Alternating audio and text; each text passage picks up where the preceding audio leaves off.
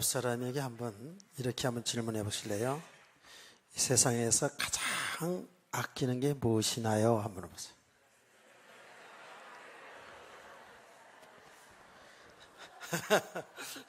왜 웃으세요?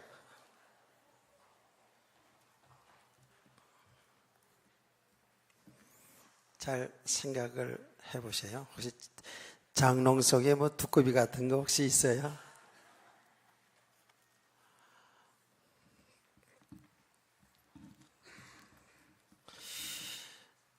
자, 오늘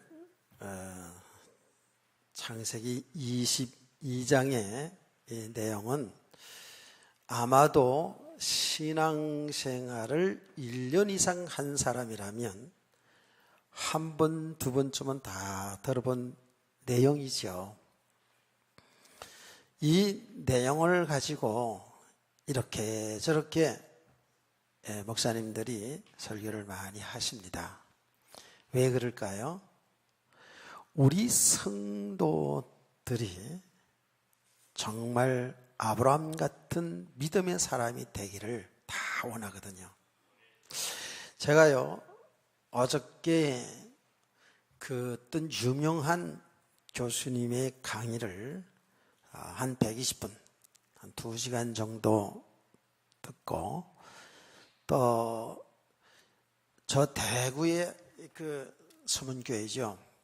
굉장히 역사가 오래된 교회에 은퇴 목사님이 어떤 곳에 초청을 받아서 설교하는 내용을 한 1시간 정도의 내용을 자세히 경청을 했습니다. 그 목사님은, 은퇴하신 목사님은 우리 후배 목사들이 역대에 가장 설교를 잘하는 목사 중에 한 사람이다 라고 한 분입니다. 심지어 저희들 신학교 다닐 때에 그분을 향해서 어떻게 얘기했냐면 설교의 마술사다 이렇게 말할 정도로 굉장히 설교를 잘 하시고요. 그리고 교회도 엄청 큰 교회를 이루어 놓으셨죠. 근데 이 목사님이 은퇴 이후에 후회하는 것 3가지, 후회하는 것 3가지를 이야기를 하시더라고요. 근데 그 내용이 얼마나 제 마음에 와서 닿았는지 정말 많은 것들을 생각하게 하더라고요.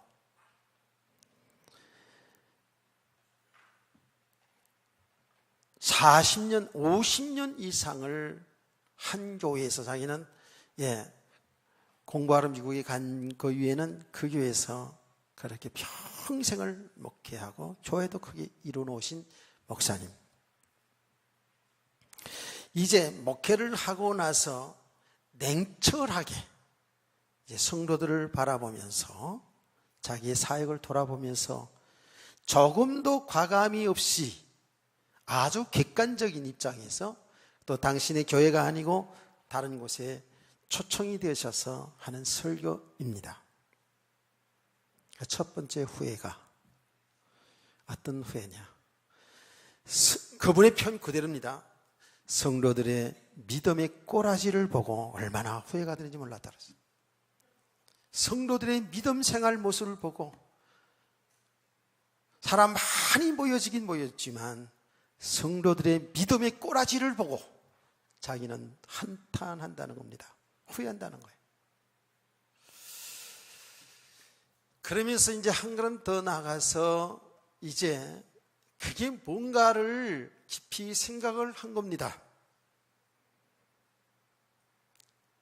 그게 뭔가?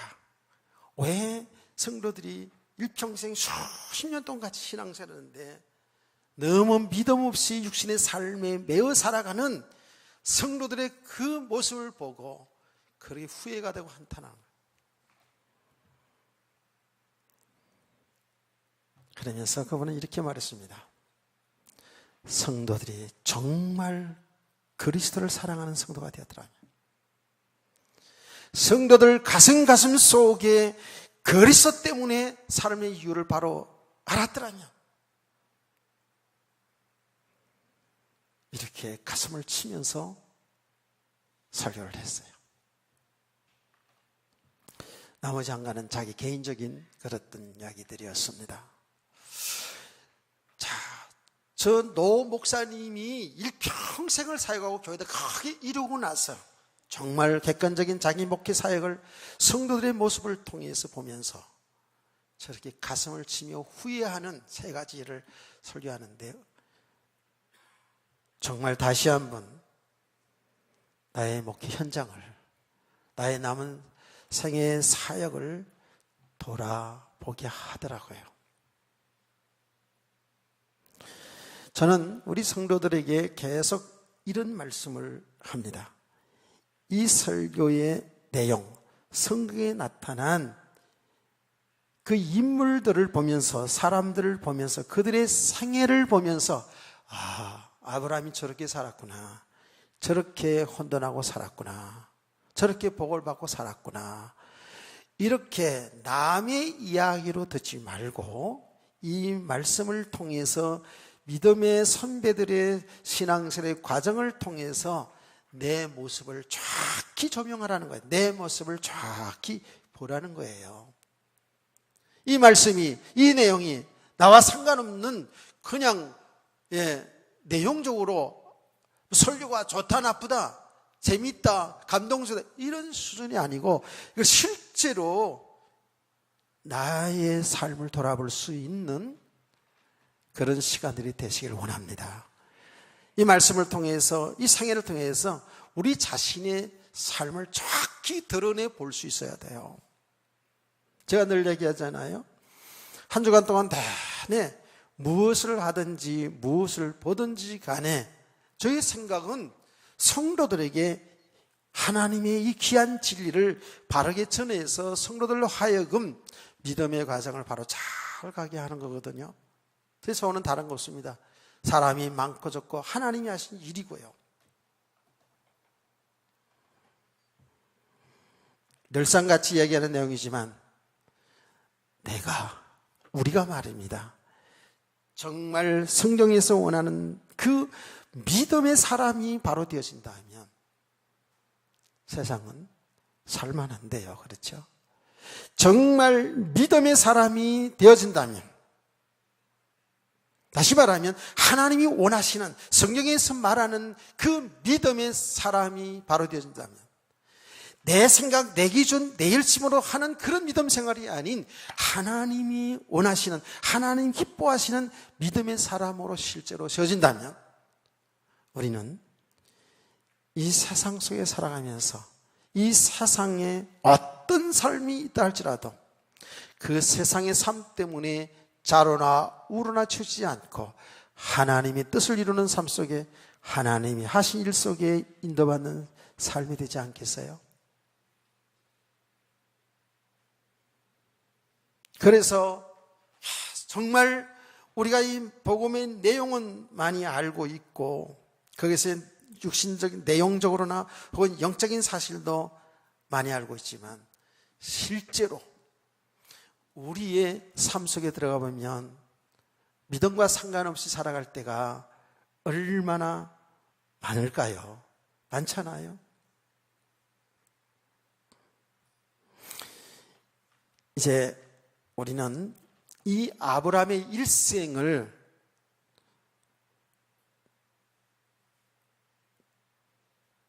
지금까지 살펴왔어요. 오늘은 그야말로 아브라함의 믿음의 아주 결정적인 부분이게 되겠죠. 아브라함의 믿음. 지금 오늘 우리 성도들은 아브라함의 믿음이 어떻게 삶으로 나타났는지를 오늘 22장에서 지금 보고 있는 겁니다. 여러분과 저는 이제 아는 게 있어요. 뭐냐면 믿음 따로 삶 따로가 아니다라는 겁니다. 무슨 말인지 아시겠죠? 여러분의 믿음이 따로 있고 여러분의 삶이 따로 있고가 아니라는 거예요. 우리 성도들이 실제로 믿음이 세워진 만큼 하나님이 기뻐하는 삶을 살아내게 되어 있어요. 아멘. 여러분 지금 다 살아가는 삶이 다 있어요. 그렇죠? 다 이게 한 사람도 빠짐없이 어린아이든 어른이든 자기 주어진 삶을 살아가고 있어요. 어린 학생들은 공부하고 있고요. 또 어떤 청년들은 직장 생활을 하고 직장 또 취업 때문에 공부하기도 하고 직장 생활도 하고 사업도 하고 나름대로 다 살아가고 있습니다. 다 살아가고 있어요. 중요한 것은 이 삶이 하나님이 기뻐하는 삶인지 하나님이 원하시는 삶인지 하나님이 하시는 하나님의 뜻을 이루는 삶 속에 내 공부가 있고 직장 생활이 있고 사업이 있는지를 잘 볼 수 있어야 된다 그 말입니다. 그런데 우리 성도들은 신앙생활을 하면서 바로 우리는 은혜를 받잖아요. 구원받은 성도들은 주의 성령님께서 내주하며 함께 하잖아요. 그렇죠? 저와 여러분들은 눈에 보이지 않지만 하나님의 영이요 그리스도의 영이신 성령님이 우리 안에 함께 계셔요. 내주하신다고요. 아멘. 그래서 성령의 역사를 통해서 우리가 예수를 믿게 되고요. 그 성령의 가르침을 통해서 성령의 역사를 통해서 우리의 믿음이 세워져 가고 있어요. 그래서 예수 그리스도 믿는 사람들은 처음부터 어떤 생각을 가지게 되냐 하면 하나님의 말씀대로 한번 살아봐야지. 신앙생활 조금 하신 분들 있잖아요. 은혜를 받잖아요. 그러면 그 누구도 사람들마다 차이는 있지만 믿음 생활 잘해봐야지. 교회를 잘 다녀야지. 신앙생활 잘 해봐야지라는 생각을 가져요, 안 가져요? 다 같습니다. 다 같습니다.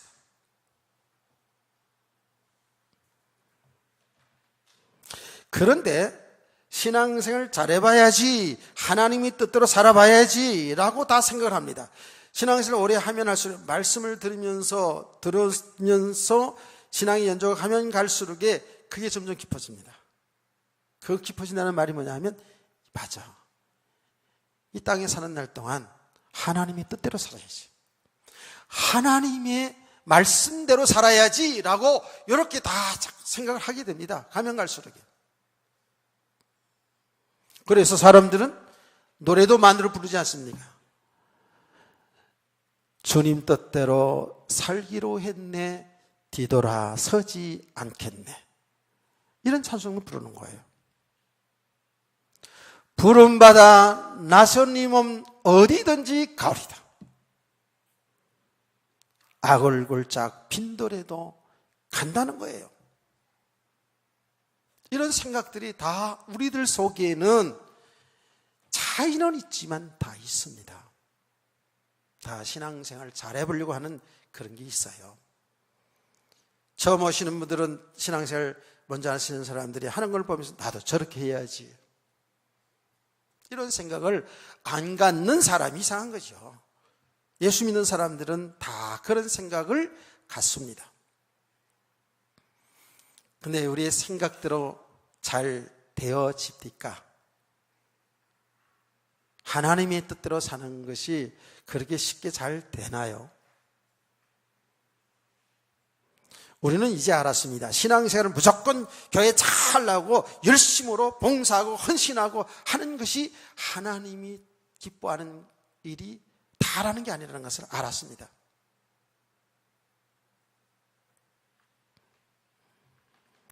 정말 믿음으로 사는 삶을 얘기하는 겁니다. 믿음의 사람들. 믿음으로 산다는 것, 여러분이 다 예수 믿어 구원받은 믿음이 있어요. 그 믿음으로 산다는 게 뭡니까?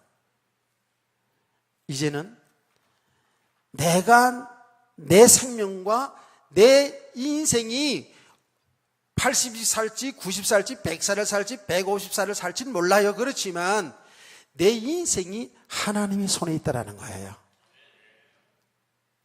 우리가 이렇게 저렇게 우리의 생각대로 우리의 계획을 가지고 열심으로 살은 것처럼 보이지만 우리는 뛰어봐야 메뚜기. 하나님이 손에 다 있어이다. 하나님의 손에 있습니다.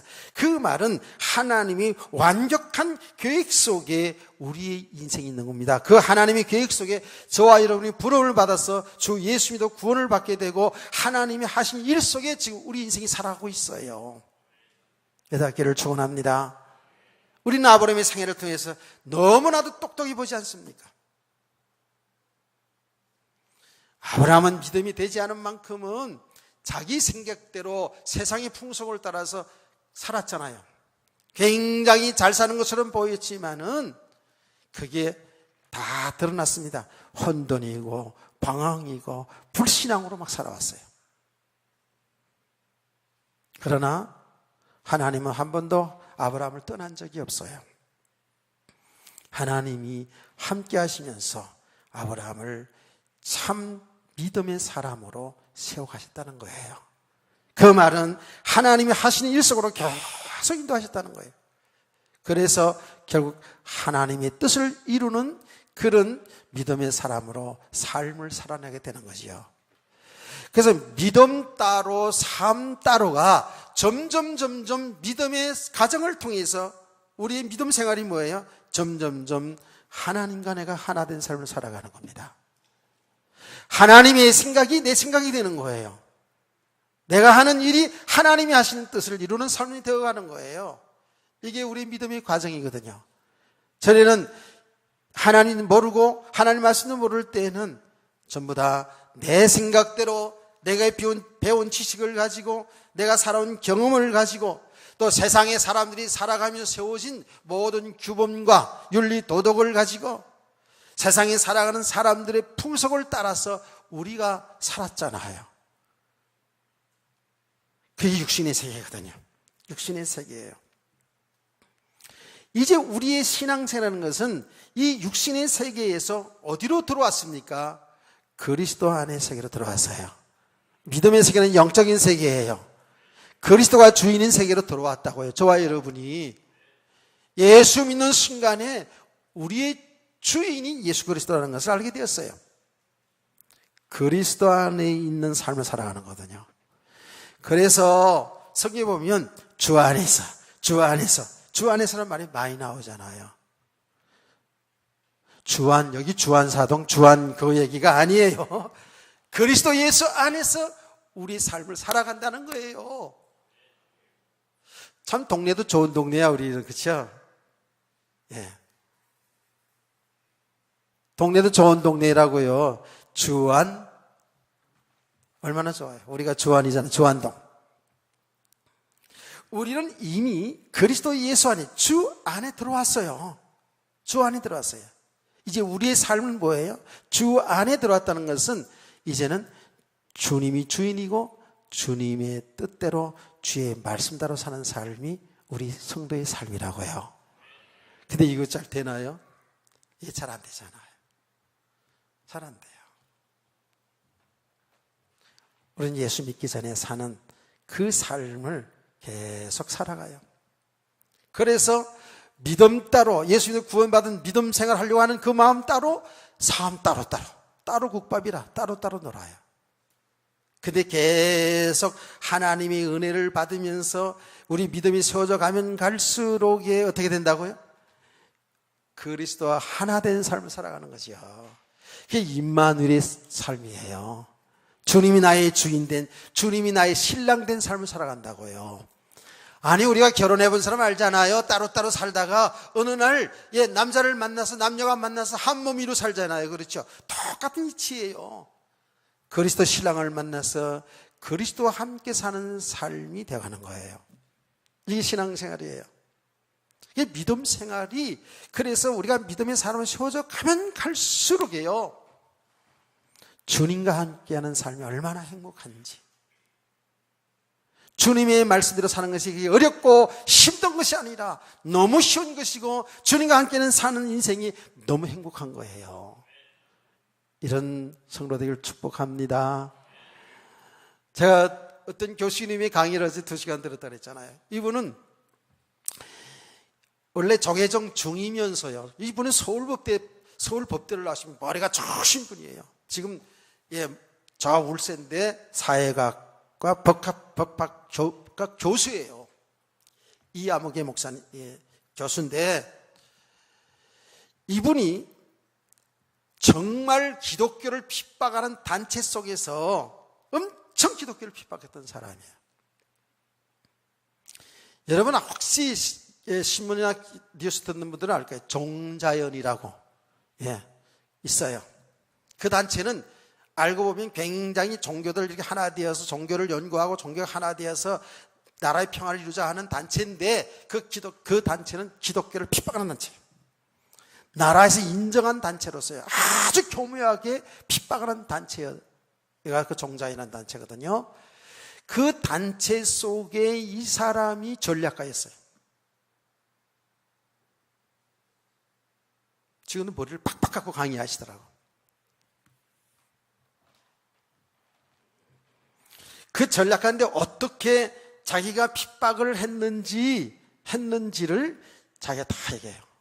서울 대강고등학교에 사건이 있었어요. 그 얘기를 하자면 한참 걸리고요. 아마 우리 선생님들 알 거예요. 대강고등학교 사건.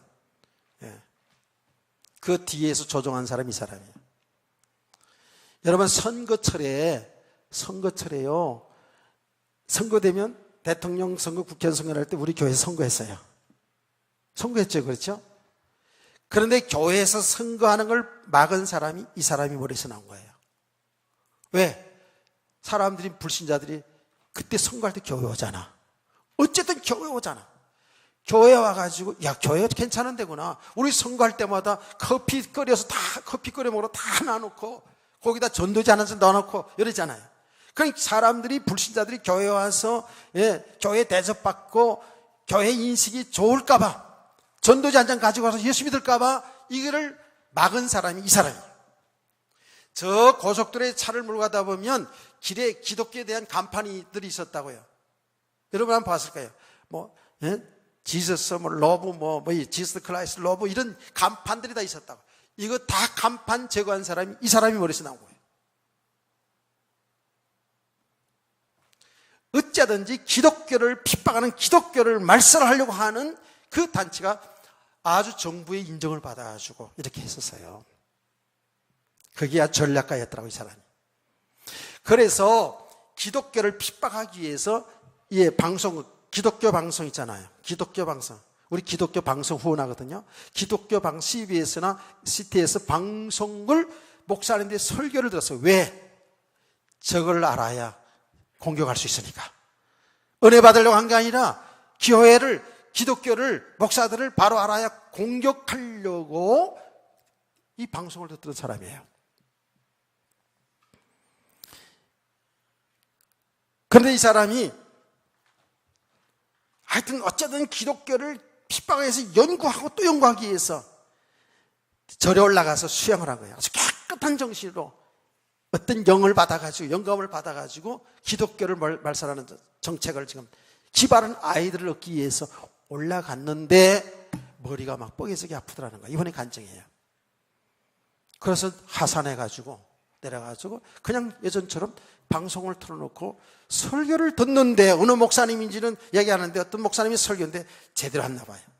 우리 인간의 죄성에 대해서 죄에 대해서 이야기를 하는데요. 그 이야기를 듣는데 여기 거꾸로신 거예요. 이분이.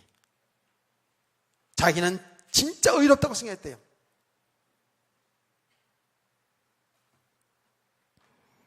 죄의 본질을 얘기하는데 우리 인간은 아무리 착하게 의롭게 살아도 그 본질이 죄인이라는 사실을 들은 거예요.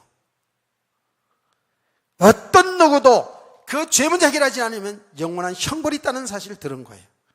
그 사는 길은 예수 그리스도. 할렐루야. 정확히 복음 메시지를 들은 거예요. 그래가지고 이분이 그 자리에서 엎드려 자기가 죄인인 것을 고백하고, 마치 바울 사도가 다메섹 도상에서 핍박자였던 바울 사도가 부활하신 예수를 만나고 180도로 인생이 바뀌어진 것처럼 이분이 예수를 그 자리에서 믿고 나서 180도로 바뀌어졌어요. 그래가지고 지금 강연하고 다녀요. 지금 현재도.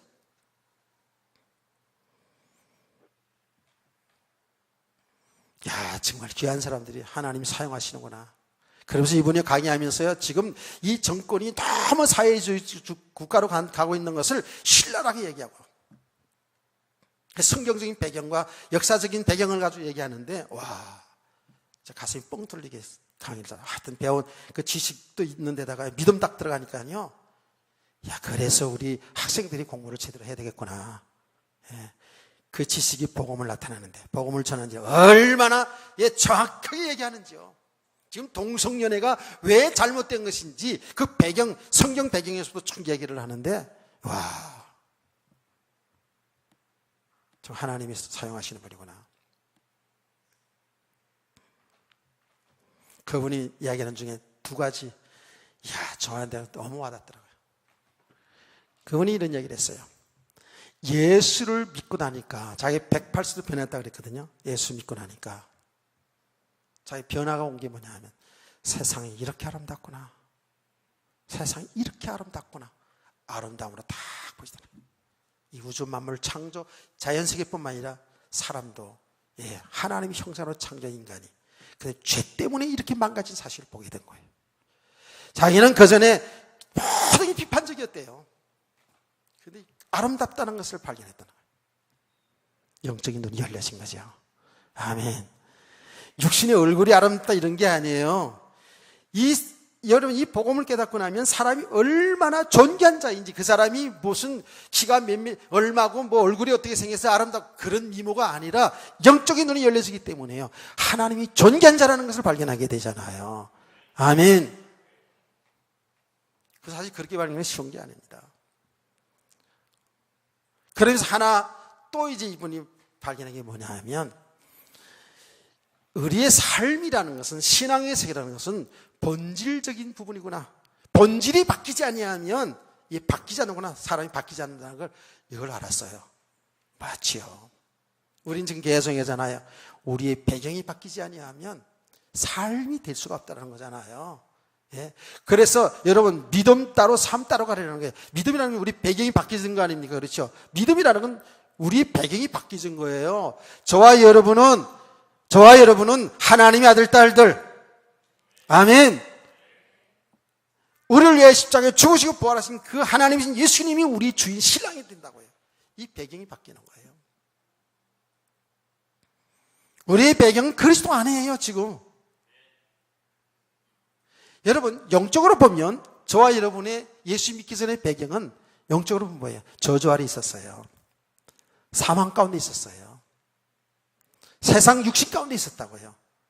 그 말이 뭔지 아십니까? 영적으로 보면 마귀의 자녀였다고 살았어요. 이 무서운 배경 속에 살았다니까. 여기에서 구원이라는 건 뭐예요? 여기서 빠져나와서 그리스도 안에 들어온 거예요, 지금. 배경이 바뀌어졌다고요. 아멘. 이게 완전한 축복이죠. 그런데 우리가 워낙에 육신의 삶에 뿌리가 내려졌어요. 세상 풍속이 너무 뿌리가 내려졌어요. 세상 규범, 윤리, 도덕이 너무 뿌리 깊이 내려졌어요. 그래서 설교하는 말씀도 옛사람의 배경이 설교를 하면 이게 맞는 거예요. 은혜가 되는 것 같아요. 그리스도 안에 있는 이야기랑 그리스도 얘기하고 그리스도 안에 있는 세계 얘기하면 붕 뜨는 거 아닙니까, 지금? 여러분은 지금 많은 부분이 배경이 바뀌어서 가고 있습니다만은, 여러분요, 지금 많은 그리스도인들이요, 이 그리스도 안에 있는 세계, 이 영적 세계의 이야기 붕 뜹니다, 지금. 육신적으로 옛날 살아가던 그 삶의 이야기를 하면은요, 알아들어요. 잘 알아들어요. 그게 전부 육신을 충족시키고 육신을 살리는 말씀인데도 이게 은혜인 줄 알고 있어요. 여러분, 지금 제가 얘기하는 이 말을 알아듣죠?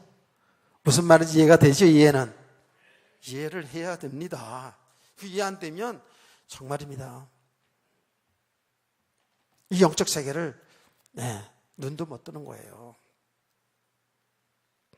그런데 중요한 것은 하나님이 우리를 지금 구원하시고 우리를 지금까지 이렇게 이끌어 오셨기 때문에 조금씩 말씀이 들려오게 하시고, 말씀이 들려오는 동시에 눈이 열려지고 믿음의 세계가 자꾸 보이시는 거예요.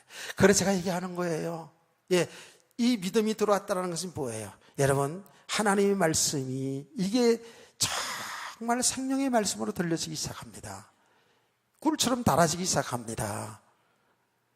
그러니까 눈이 열려집니다. 사람 보는 눈이 열려집니다.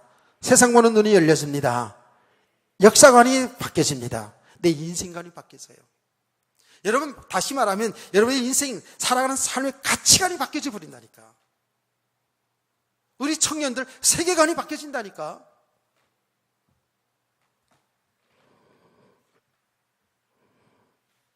그런데 이렇게 믿음의 사람으로 세워가는 것, 사실은 하루 이틀 1년에 되면 얼마나 좋겠어요. 한번 은혜를 받으면 되면 얼마나 좋겠습니까? 근데 아브라함을 통해서 우리 모습보니 수년간이 아니라 수십 년간의 세월이 필요해요. 세월이 약이랍니다. 세월이 필요해요. 글쎄, 사람들마다 차이는 있을 수 있다니까. 사람들마다 요 지적인 능력이 있어 깨닫고 요 믿음의 과정을 가는 것이 사람들마다 좀 차이는 있을 수 있어요. 그러나 하나님이 하신 일이기 때문에, 구원은 하나님이 하신 일이기 때문에, 사람이 하는 일이 아니기 때문에, 여러분, 우리를 구원하신 하나님께서 우리를 믿음의 사람으로 세워가신 줄 믿으시기 바랍니다. 우리 성도들은 연애를 잘 희석하면 돼요. 여러분, 제가 볼 때 지금 많은 성도들이 굉장히 많이 영적 수준이 지금 세워져 가는 사람들이 많죠. 여러분은 걱정하지 마세요. 좀 안 들린다고 해서 낭망하지도 마세요. 목사님은 영적인 눈이 열려서 사람이 보여주고 세상이 보여진다는데 그게 안 보여진다고 해서 여러분 절대로 낙심하지 마세요. 하나님이 하고 계십니다. 하나님 은혜를 주시고 계십니다. 자, 우리는 그래서 아브라함을 통해서 위로 아닌 위로를 받을 수가 있어요. 수십 년이 걸렸습니다. 지금 오늘 22장은 아브라함이 신앙생활을 한지, 구원받고 신앙생활을 한지 대략적으로 봐도 40-50년은 지난 시간이죠. 40-50년은 지난 시간이라고요. 근데 그동안에 많은 과정들이 있었잖아요. 그렇죠? 이런 일, 저런 일. 우리 지금 그래서 지금 아브라함의 신앙의 발자취를 하나씩 우리가 찾으면서 보면서 왔잖아요. 이 수십 년 동안, 40-50년 동안, 제가 아무리 따져봐도 한 40-50년의 시간이 지금 걸린 시간이 22장이거든요. 많은 과정들이 있었어요. 정말 아브라함은 굉장히 혼돈하고 방황하고 그랬어요.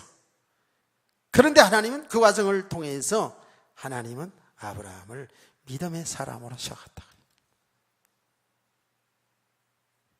그런데 오늘 전체적인 내용이 뭡니까? 내용이 뭐예요? 하나님이 아브라함에게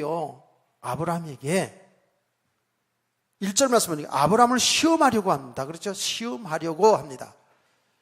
자, 시험이라는 단어를 한번 좀 생각해 놓으시고, 시험하려고 하는데 그 시험하는 내용이 뭐냐 하면, 내가 낳은 아들, 아브라함이 100세에 낳은 아들입니다. 그 아들을 번제로 바치라는 거예요. 번제로 바치라는 것. 번제가 뭐라 그랬죠? 번제. 구약시대는 제사를, 하나님께 제사를 지냈어요. 제사 지낼 때 어떻게 했다고? 앞을 보세요. 짐승을 잡았다고, 짐승을. 그 제사의 5가지 제사, 제가 얘기하면서 그때 자세히 했어요. 가장 제사의 중심 제사고, 기본 제사고, 가장 중요한 제사가 뭐냐면 번제라는 거예요, 번제. 번제는 짐승, 양이나 혹은 소를 잡아요. 잡아서 다 각을 뜹니다. 부위별로. 갈비, 넓적다리, 이렇게 부위별로 다 각을 떠가지고 어떻게 합니까? 제단 위에 놓고 불로 살라버려요, 불로. 깨끗이 그냥 살려버려서 연기로 하나님께 드리는 제사예요. 흔적도 없이 살라버린 제사예요. 무섭죠? 이런 제사를 구약시대에 드렸다고요. 근데 하나님이 아브라함에게 명하기를 그 아들을 짐승처럼 잡아서 제사를 지내라는 거예요. 번제 드리라는 거예요. 말이 됩니까? 안 됩니까? 말이 돼요, 안 돼요? 아니, 여러분, 그냥 얘기해 보세요. 말이 돼요, 안 돼요? 안 돼요? 뭐 안 되긴 뭐 안 돼. 하나님이 하라면 하는 거지. 말이 되는 거지. 인간의 생각을 하면 말이 안 되는 얘기예요. 어떻게 이럴 수가 있어요? 그것도 준다고 해놓고 100세에 낳아준 아들을 갖다가 이젠 또 그걸 바치래. 이 하나님이 지금 정신 나갔나? 하나님이 정신 돌았나 지금? 하나님이 치매가 걸렸나? 이거 뭐야 이게 지금 도대체? 인간의 생각은 말이 안 되는 겁니다 이거요. 예. 아니 저기 아브라함 부자였거든요. 어떤 거죠? 땅 팔아가지고 땅 있는 거, 땅 부동산 그 한 수백억 되는 거, 수천억 되는 거, 수조억 되는 거 팔아가지고 하나님 앞에 헌금, 선경금 하라 그래도 할까 말까인데.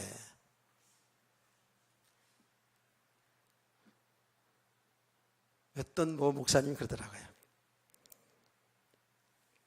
교회 성도님인데, 권사님이신데, 연세가 지극히 높으시대. 거의 90세가 다 가까우십니다. 근데 건강하신데. 땅을 가지고 있는데 수천억 되나 봐요. 안 낸대요. 헌금 잘 안 한대요. 믿음, 뭐 돈 있다고 내는 건 아니거든요. 그렇죠. 믿음이 문제죠.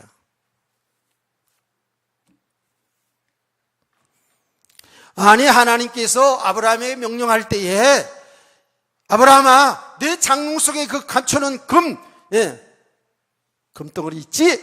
그거 그래 아깝지만 그건 되겠는데. 자, 그래서 아까 물어본 거예요. 여러분이 제일 아끼는 게 뭐 있냐고. 아끼는 거 다, 뭐 있냐고요. 하나님 내려면 다 낼 수 있어요? 갑자기 얼굴 굳어지는 거 보니까, 쉽지 않아요. 쉽지 않다고요. 그게요.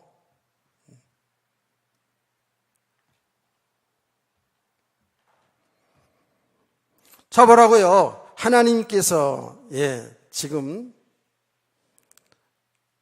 아브라함에게 얘기했잖아요. 내가 네 아들 네 독자까지도 내게 아끼지 아니했으니 내가 이제야 내가 하나님 경외하는 줄 알아라 그랬어요. 아끼는 게 뭐냐고요. 아브라함 부자입니다. 그래서 땅 팔아서 집 팔아서 교회 건축하자고 교회 성경검하자고 해도 하겠는데 자기 생명보다 더 귀한 아들 아닙니까? 이삭이 이걸 내놓으라는 거예요. 이거 제일 아끼는 거 내놓으라는 거예요. 그 시험이죠. 그렇죠. 하나님은 여러분이 아끼는 걸 그 빼앗으려고 하는 하나님이 아니에요. 하나님이 모자라서 부족해서 하나님 가난해서 여러분에게 헌금 얘기하는 게 아니에요. 하나님이 하실 일 때문에 하나님 우리 믿음을 시험하기 위해서 깨달아진 은혜가 있기를 원합니다. 우리 내용도 다 잘 알고 믿음 하나님 살아계시고 내가 예수님이 우리 주인이고 다 알지요. 그런데 실제 우리가 하나님 하신 일을 교회에서 해보면 그 사람 믿음 다 드러납니다. 안 그래요? 다 드러납니다. 나는 이제는 누가 어떻게 했는지 안 했는지 그런 생각 안 합니다. 그런데 우리 교회에서 직분 받을 때 있잖아요. 직분 받을 때 우리 장로, 권사, 안수집사 이렇게 받을 때 그 직분 받는 분들이 나름대로 얘기해가지고 이 행사를 위해서 교회에 뭔가를 앉게 해서 헌금 얼마씩 하기로 했어요. 그리고 직분 받으면 그것도 안 내고 그냥 간 사람들이 있어. 실제로. 전에는 참 그럴 수가 있나 이랬거든요. 다른 사람들이 헌금해가지고 다 직분 받아놓고 그냥 간 사람이 있다니까. 그냥 가면서 목사님 내가 이거 한 거는 내가 교회 나가서도 다른 데 갔어도 이거는 보낼게 이래야 맞거든 사실은. 그런 사람도 있어요. 세상에 여러분 보세요. 제가 지금 뭔 얘기하는 거예요? 자기 목숨보다 귀한 거예요. 이삭이라는 것은. 그렇죠? 맞아요. 여러분, 우리 부모들 자식을 낳아서 키워본 부모님들은 이런 이야기 하잖아요. 애들 키울 때 아이고, 차라리 내가 아팠으면 좋겠다고 얘기하죠, 부모들. 아이들 그냥 아파서 막 그냥 울고 잠 못 자고 그러면 우리 부모들은 그냥 얼르고 달래 그러면서 아이고, 차라리 내가 아팠으면 좋겠다는 그런 마음이 있었어요, 없었어요? 그거 없었으면 사람도 아니야. 다 있죠. 그렇잖아요? 예. 얼마나 귀해요. 내가 공식적으로 우리 김 집사님 보고 지난번에 그런 얘기 했잖아요. 40이 지나서 난 아들, 예, 얼마나 귀하겠어요. 어? 집에 갔는데, 아들을 낳았는데, 그 얼굴이 만면의 웃음이 가득해. 얼굴이 가득해. 그 아들 안고 있잖아요. 너무 좋잖아요. 기쁘잖아요. 안 졸아요. 아들 안고 안 존다고 깨닫기를 축원합니다. 얼마나 기뻐요. 자, 지금 아브라함의 지금 신앙의 모습을 지금 잘 드러내기 위해서 이런 이야기를 하는 거예요. 백세의 난 아들.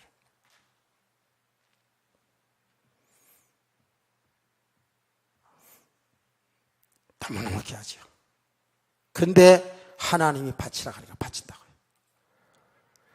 그거를 데리고 올라가서 모리아 산상에 올라가가지고요. 제단을 쌓아놓고요. 이삭을 꽁꽁 묶어놓고 있잖아요. 어떻게 했어요? 칼을 들어 죽이려고 했어요. 왜? 번제로 드려야 되니까. 근데 하나님이 다급하였으니까 하나님이 어떻게 했어요? 아브라함아 그만 수도. 네 그렇게 사랑하고 아끼는 독자 이삭까지도 내게 바치는 믿음 보니까 이제는 됐다. 합격. 하나님께 인정받는 성도 되기를 원합니다. 이게 믿음의 사람 아닙니까? 합격이라는 거예요. 우리는 2절 말씀에서 보면 진짜 아브라함이 얼마만큼 그 아들을 사랑했는지가 잘 나타나 있죠. 여호와께서 이르시되 내 아들 내 사랑하는 독자 이삭을 데리고 모리아 땅으로 가서 내가 내게 일러준 한 산 거기서 그를 번제로 드리라. 내 아들 내 사랑하는 독자 이삭을 내게 바치라. 그 말은 뭐예요? 아브라함의 모습이 정확히 드러나죠. 이삭을 얼마나 사랑하고 아끼고 살았는지. 그 노년에 그 이삭 때문에 이제는 이스마엘도 내쫓지 않았어요. 그러니까 그의 모든 생애 전부가 이삭이야. 사실은 이삭 통해서 너무 행복한 거예요. 그렇죠? 이삭이 자라는 그 과정, 이삭이 하는 것보다 다 이쁜 거야. 너무너무 좋은 거예요. 저는 옛날에 그런 이야기를 들어봤습니다. 저희 어머니가 제가 중학교 들어가가지고 중학교 교복을 딱 입고 중학교 들어갈 때까지도 저희 어머니가 학교 갈 때 복장을 점검해 줬어요. 이렇게 모자 똑바로 해서 삐딱하게 쓰고 다니는 거 보기 싫어. 모자 똑바로 해서 단추 잠그고 그렇게 세밀하게 잘 체크해 주고 그랬어요. 그렇게 해서 가방을 들고 학교 가는 뒷모습을 보고 울었었대요. 너무 대견해가지고, 너무 사랑스럽고 대견스러워가지고요. 울었대요. 그게 부모의 심정이구나. 그렇죠. 이런 아들을 하나님이 번제로 바치라. 하나님이 종으로 바치라 해도 힘든데 사실은요. 하나님께 제물로 바치라는데. 이걸 넘어섰다니까요. 이게 믿음입니다. 아멘. 이게 순종의 이게요. 내 생각에 맞으면 하고 내 생각에 맞으면 내게 유익할 것 같으면 축복이다니까 하고 이런 수준이 아니에요. 이거는요. 순종, 헌신. 보세요. 이게 진정한 믿음의 사람들의 모습이거든요. 이게 진정한 순종이에요. 이거는 뭘 축복을 받고 안 받고, 하면 해야 되고 안 되고, 뭔 체면 때문에 해야 되고, 이런 게 아니라니까. 진짜 믿음의 사람들은 알아주든 알아주지 않든 내가 축복이 오든 안 오든 상관없습니다. 하나님의 뜻이기 때문에, 하나님의 말씀이기 때문에 아멘하고 순종하고 헌신하는 겁니다. 아멘. 제가 이 본문을 늘 이야기하면서 이렇게 얘기하죠. 아브라함이 자기 백세에 난 그 아들을 번제로 바치기 위해서 산에 올라가 가지고 칼을 들어 죽이려고 하는 아브라함 둘 중에 하나라고. 그 하나는 뭐냐 하면 이 치매가 걸리든지 정신이 돌았든지 미쳤든지, 아니면 아브라함이 정상이라면 진짜 믿음의 사람이라는 거죠. 근데 우리 성경을 보니까 아브라함은 정신이 나간 사람도 아니에요. 아주 정상적인 사람이에요. 정말 믿음의 사람이에요. 아멘. 믿음의 사람.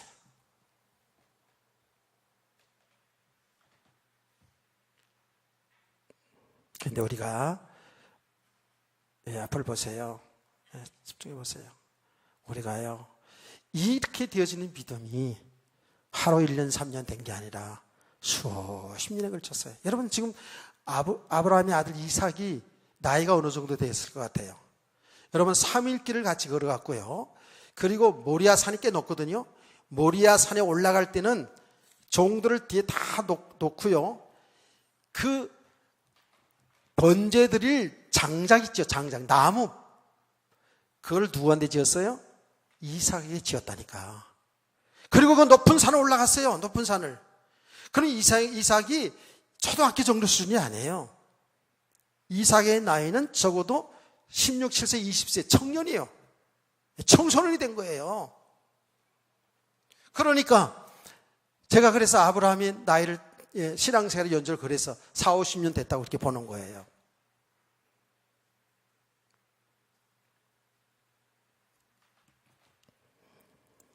여러분요,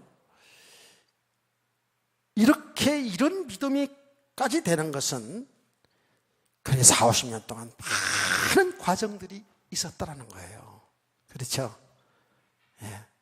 그런데 중요한 것은 아브라함이 이렇게 자기 아들을 번제단으로 죽여서 번제물로 드릴 수 있는 그 믿음, 그 믿음의 근거가 뭔가? 그 믿음이 뭐예요?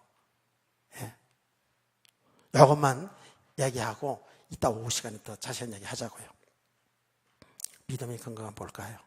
이게 아브라함 믿음인데, 아브라함은 그동안 믿음이 꽤 흔들렸습니다만은 많은 과정들과 시행착오를 통해서 믿음이 세워졌는데, 어떤 믿음이냐 하면 지난 시간에 본 겁니다. 21장 12절 말씀. 하나님이 아브라함에게 이르시되 내 아이나 내 여종으로 말미암아 근심하지 말고 사라가 내게 이런 말을 다 들어라. 이삭에게서 나는 자라야 내 씨라 부를 것임이니라. 아멘. 여기 아주 굉장히 중요한 메시지였죠. 아브라함의 믿음은 어떤 믿음이냐? 하나님의 말씀에 근거한 믿음이에요. 하나님의 말씀에 근거한 믿음이에요. 그동안 아브라함의 신앙생활 속에서 보세요.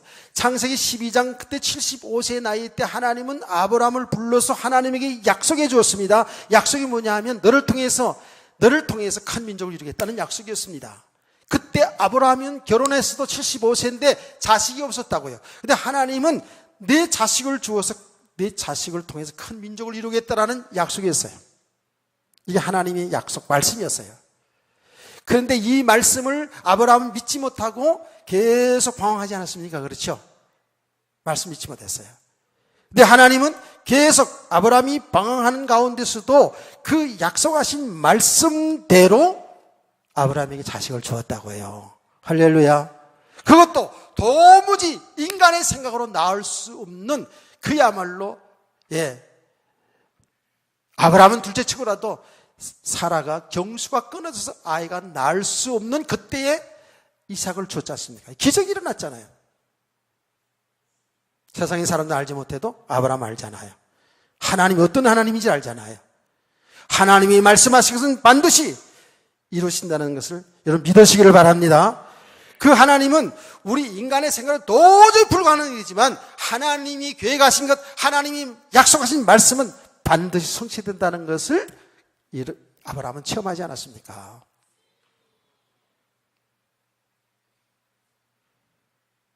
자, 그러니까 하나님께서 아브라함에게 지난 시간 말씀 다 얘기하지 않습니다.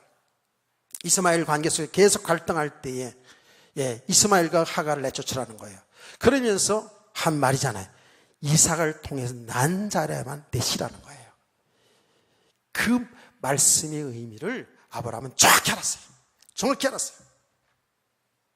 하나님의 뜻이 무엇인가를, 하나님의 계획이 무엇인가를 정확히 알았다니까. 무슨 말일까요? 하나님은 아브라함을 통해서 자손을 주겠다, 이삭을 통해서 자식을 주겠다라는구나. 그러면 뭐예요? 이삭이 죽어도 하나님 살리는구나. 할렐루야.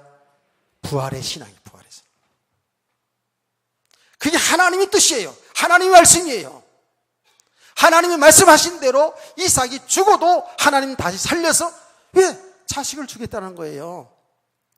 분명히 앞에서 뭐라 했어요?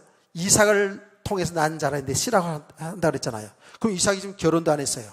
장가도 안 갔다고요. 근데 하나님의 약속은 이삭을 통해서 씨가 나온다는 거예요. 하나님의 말씀을 믿었다라는 거예요. 아멘. 우리의 믿음의 근거는 하나님의 말씀입니다. 그런데 그 씨가 누구라 했어요? 그리스도였거든, 그리스도. 하나님은 그리스도를 통해서 우리 인간을 구원하시겠다는 그 계획이야. 아브라함은 정확히 내다봤어요. 이게 믿음이에요. 죽어도 부활된다는 부활의 신앙을 갖게 된 거예요. 말씀을 통해서 분명히 알았어요. 자, 이거를 제가 뒷받침하기 위해서 성경에 읽어드릴게요. 여러분 잘 듣기만 하세요. 아브라함은 시험을 받을 때에 믿음으로 이삭을 드렸으니 그는 약속들을 받은 자로 돼 그 외아들, 독자죠, 그렇죠? 이삭을 얘기하는 거예요. 그 외아들을 드렸느니라. 그에게 이미 말씀하시기를 내 자손이라 칭할 자는 이삭으로 말미암으리라 하였었으니, 그건 창세기 21장 12절 말씀을 지금 인용한 거예요, 히브리 기자가. 그 다음에 뭐라고 말했냐면, 그가 하나님이 능히 이삭을 죽은 자 가운데에서 다시 살릴 줄로 생각한지라. 할렐루야. 여기 믿음이에요. 왜 이런 믿음을 가졌다고요? 하나님은 아브라함에게 이미 약속했어요. 이삭을 통해서 난 자라야만이 내 씨가 된다는 거예요. 이삭을 통해서 나야 된다는 거예요. 이삭은 지금 장가도 안 갔는데 죽으면 하나님 말씀이 틀린 거잖아요. 그러니까 아브라함 어때요? 이삭은 죽어도 하나님이 다시 살린다는 거예요. 아멘. 이게 말씀에 근거한 믿음이 돼야 돼요.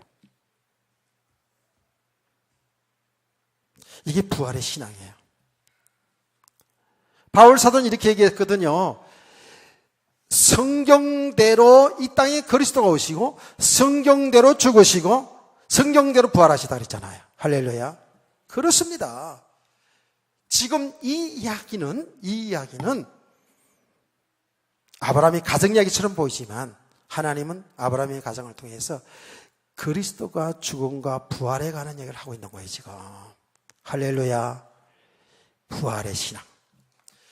여러분과 제가 이 부활의 이야기를 얼마나 많이 듣습니까? 부활 뜰 때마다 부활 듣고요. 예수 믿는 자는 죽어도 산다는 거예요. 영생한다는 거예요. 나는 부활이요 생명이 나를 믿는 자는 죽어도 살게 살아 믿는 자는 영원히 죽지 아니하리라. 여러분 믿으시잖아요. 부활을 믿으시잖아요. 죽어도 사는 부활을 믿으시잖아요. 저와 여러분 이런 믿음이 있다면 아브라함 믿음이에요. 아브라함 이 부활의 믿음을 가졌다고요. 그리스도의 죽으심과 부활의 믿음을 가졌어요. 저와 여러분도 이제 부활의 믿음을 가지고 신앙생활하는 사람들이에요. 그런데 이것이 사실로 믿어지면, 우리가 죽어도 영생 부활한다는 사실을 진짜 사실로 믿어진다면 아까울 게 뭐 있어요? 이 땅에 사는 날 잠이 잠깐인데 우리는 죽어도 영원한 세계가 있잖아요. 영생 부활이잖아요. 천국이 우리에게 있잖아요.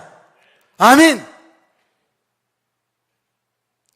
그러니까요, 이 믿음이 들어오지 않으면 우리는 육신 세계를 넘어서지 못해요. 아까워서 못 내요. 주의 일 제대로 못합니다. 여러분, 잘하고 못하고 많이 하고 적게 하고 이런 문제가 아니에요.